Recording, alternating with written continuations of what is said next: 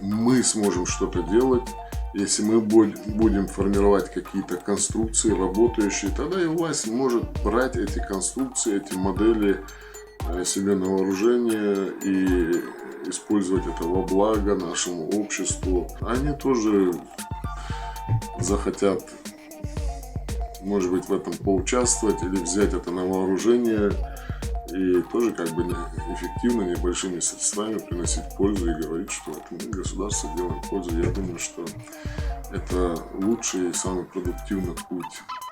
Ведь есть проблемы, и мы можем их решить.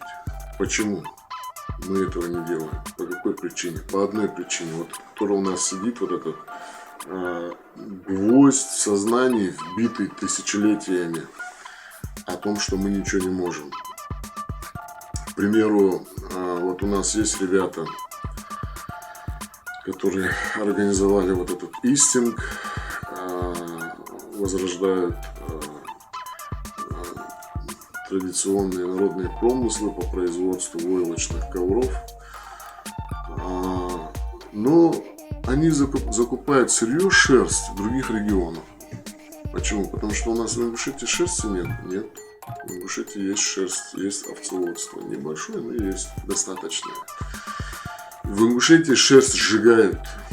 И в большей части сжигают по-варварски. Это делается, как мне вот один из моих подписчиков, потому что я это уже поднимал, уже эту тему несколько раз, который работает на вулканизации, говорит, что ему периодически приходят люди, которые просят у него бэушные покрышки, когда он спрашивает, зачем они вам нужны. Они просят и говорят, что нам нужно сжечь шерсть, потому что сама она горит плохо, мы поджигаем покрышки, ложим на них шерсть, и она вот коптит и горит.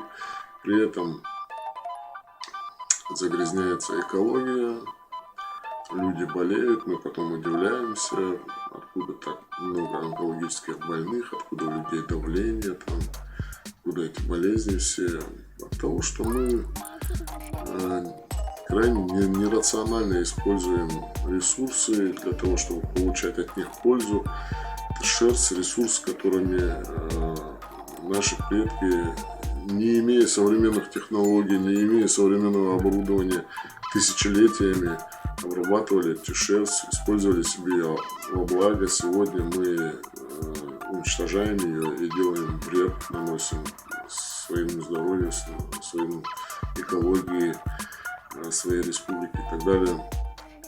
И таких вопросов много. И здесь решение простое. Какое-то количество людей договорится. Если нужно скинуться, купить там чесальный станок, договориться, организовать точку, где будет обрабатываться эта шерсть. Это же несложный технологический процесс, ее просто надо помыть, высушить и расчесать.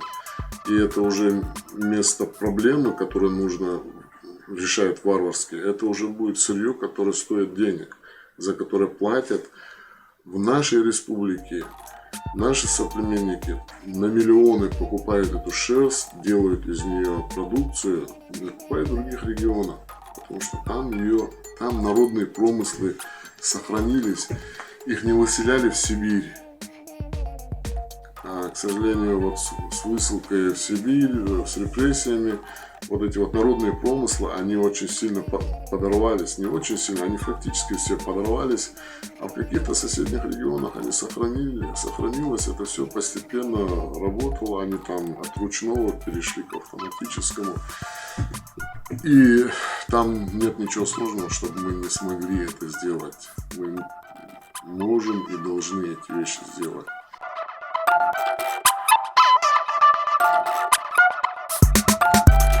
Сегодня я вам скажу, что мы сейчас через месяц-два ставим, значит, производство шерсти на всю республику.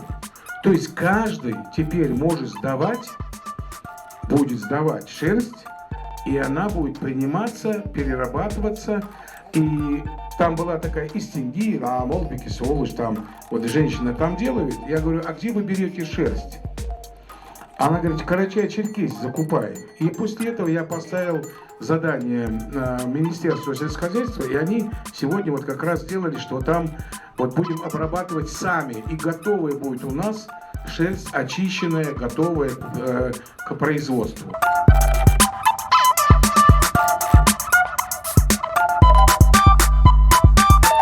Архитектура мечети переосмысленно говорит о том, что кто-то, зацепившись за свое ингушское, взял форму и сделал так, потому что он понял, что вот это вот созидание и проброска во времени своей истории является, ну, то есть это вдохновляющим. То есть меня вдохновили два момента. Первый момент, конечно, природа, само собой, она тут и без вас хороша. Вот. А второй вот эта мечеть и вот встреча вот с этим дзудзуки, потому что они тоже, если посмотреть на их эмоции, если мы сейчас видели бы этого архитектора, он тоже был бы такой заряженный, нам бы все рассказал про историю Ингушетии, про то, как он переосмыслил. И вот эти дзудзуки тоже, они говорят про творчество, про результаты, про востребованность, что нету этой чесалки, нету этой чесалки, нету этой чесалки.